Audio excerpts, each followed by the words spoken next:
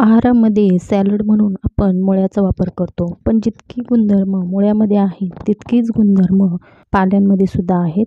त्यामुळे या पानांना फेकून न देता यापासून आज आपण मस्त पौष्टिक अशी चमचमीत चटपटीत 1 चपातीऐवजी 2 चपात्या तुम्ही खाताल अशी मस्त भाजी बनवणार आहोत. त्यामुळे व्हिडिओ शेवटपर्यंत नक्की पहा.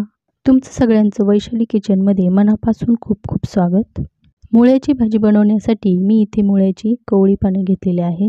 खूप जाडसर असतील तर ती पानं घेऊ नका. कवळ्या पाण्यांचीच भाजी छान लागते.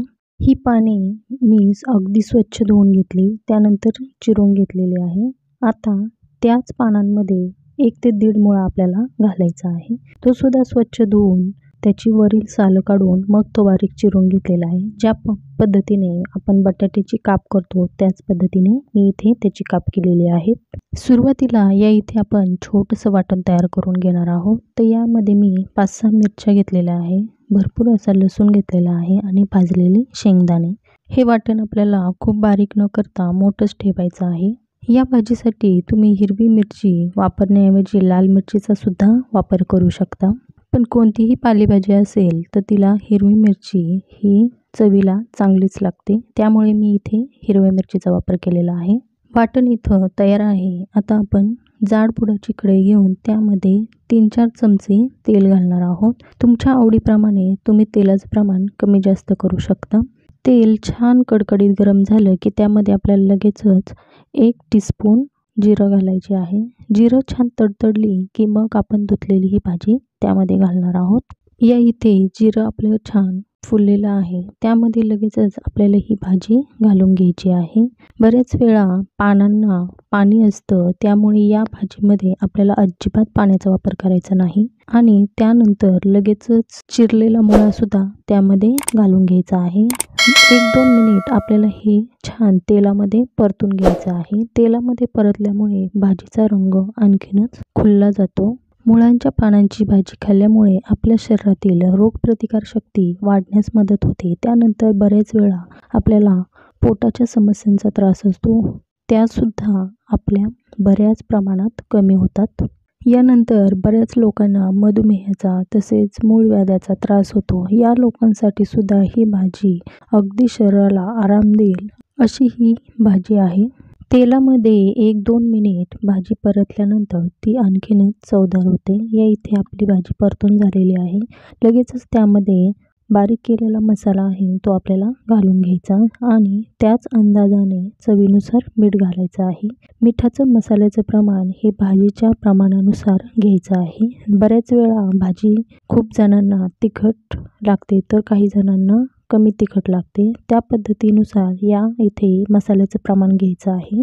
भाजीमध्ये मसाला घातल्यानंतर पुन्हा एकदा आपल्याला हे चमच्याच्या साहाय्याने मिक्स करून घ्यायचं आहे. कढईला असलेली पाने पुन्हा मध्यभागी घालून हे आपल्याला अशा पद्धतीने हलवून घ्यायचं आहे.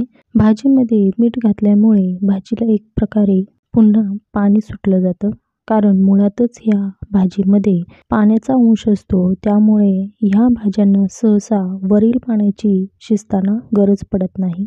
या भाज्यांना त्यांच्याच पाण्यामध्ये वाफवून शिजवल्या तर त्यांची जीवनसत्वे आहेत तशीच टिकवून राहतात आणि ती आपल्या शरीराला खूप फायदेशीर आहे. चमच्याच्या साहाय्याने ही भाजी पुन्हा अशी एकत्र करून घ्यायची. ही भाजी आपल्याला 1-2 वेळा अशी झाकण ठेवून शिजवून घ्यायची आहे. झाकण ठेवल्यामुळे ही भाजी आणि यामधील जो मुळा आहे तो छान शिजला जातो. असं आपल्याला 1-2 वेळा करायचं आहे.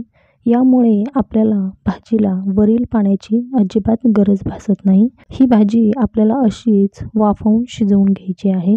बऱ्याच वेळा शहरामध्ये ही पानं मिळत नाही. भाजी विक्रेता विकत असताना फक्त मुळा विकला जातो आणि आपण सुद्धा घेताना फक्त मुळा घेतो आणि त्याची पानं फेकून देतो. तर असं न करता ज्यावेळेस तुम्ही बाजारात जाताल त्यावेळेस पानांसकट मुळा खरेदी करा आणि या अशा पद्धतीने पौष्टिक भाजी बनवा. बरेच वेळा डॉक्टर लोक आपल्याला अशा पद्धतीची कंदमुळे खाण्यास सक्ती करतात, कारण या मुळांमध्ये भरपूर प्रमाणात पाण्याचा साठा असतो आणि दुसरी गोष्ट म्हणजे ही पचनाला अगदी फायदेशीर आहेत.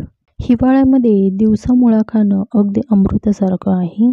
त्यामुळे आवर्जून फक्त मुळा सॅलड म्हणून खाता असाल तर दिवसा खा, कारण संध्याकाळचं बऱ्याच वेळा अनेक जणांना पित्ताचा त्रास असतो, त्यामुळे संध्याकाळी मुळा खाणं शक्यतो टाळा.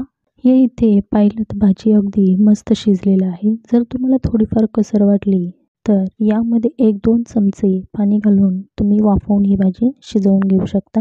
या इथे आपली भाजी खाण्यासाठी तयार आहे. तर ही भाजी तुम्ही चपातीबरोबर, भाकरीबरोबर, अगदी कशाबरोबरही खाऊ शकता. तसेच बऱ्याच लोकांना साखरेचा प्रॉब्लेम असतो, तर ही भाजीमुळे साखरेची पातळीसुद्धा नियंत्रित राहण्यास मदत होते.